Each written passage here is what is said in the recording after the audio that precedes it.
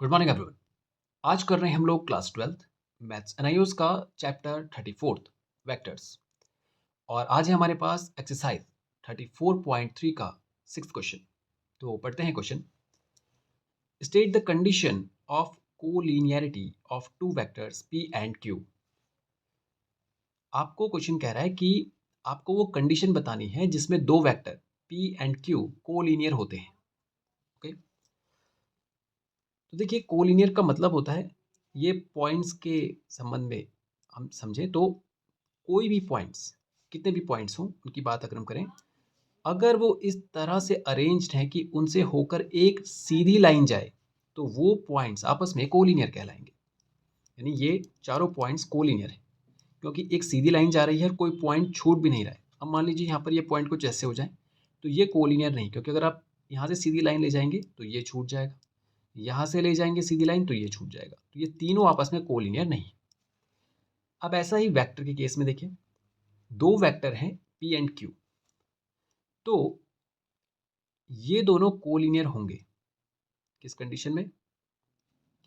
अगर ये इस तरह से हैं अरेंज्ड, ये दोनों ऐसे ही एक ही डायरेक्शन में हो, चाहे वो एक दूसरे के सामने हो या वो एक दूसरे से इस तरह से अरेंज्ड हो कि देखो ये देखिए ना, ये इसी डायरेक्शन में, ये भी इसी डायरेक्शन में, तो अगर हम इसको उठाकर यहाँ पर ले जाएं तो ये एक सीधी लाइन ही बनाते हैं, तो ये भी कोलिनियर है।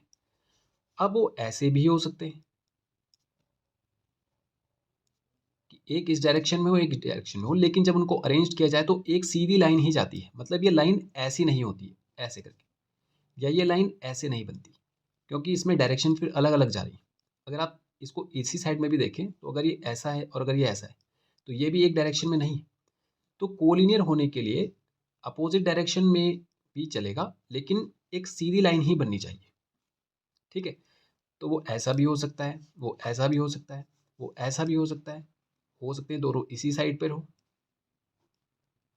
या एक इधर और एक इधर, ऐसा, क्योंकि अरेंज्ड इनको अगर यहाँ पे सेट करेंगे तो ये एक सीधी लाइन बनाएंगे। तो ऐसे वेक्टर्स कोलिनियर कहलाते हैं।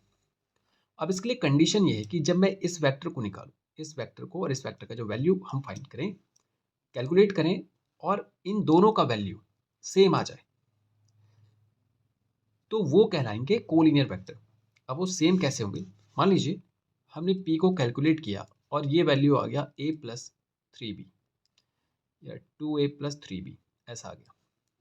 ठीक है, और हमने q को कैलकुलेट किया तो वो आ गया 4a+6b। ठीक है, अब आप देखें इसमें से अगर मैं 2 को कॉमन ले लेता हूँ तो ये बन जाएगा 2a+3b।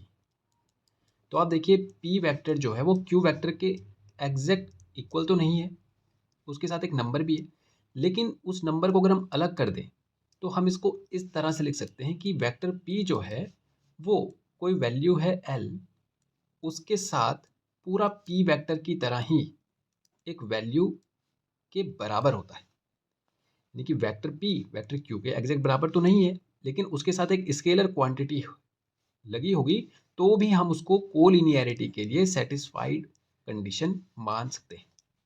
यानी ये कंडीशन कोलिनियरिटी के लिए सेटिस्फाई। ठीक है, कि अगर वो इस कंडीशन को फॉलो करता है, वो वेक्टर्स इस कंडीशन को फॉलो करते हैं तो वो वेक्टर कोलिनियर वेक्टर होंगे। ठीक है, तो आप देखें 2a+3b 2a+3b एग्जैक्ट सेम है, बस ये जो नंबर है, ये जो एक्स्ट्रा नंबर है इसके स्केलर क्वांटिटीज के साथ, तो ये कंडीशन इस तरह से बनाता है। ओके, तो ये हो गया क्वेश्चन नंबर 6 भी हमारा कंप्लीट।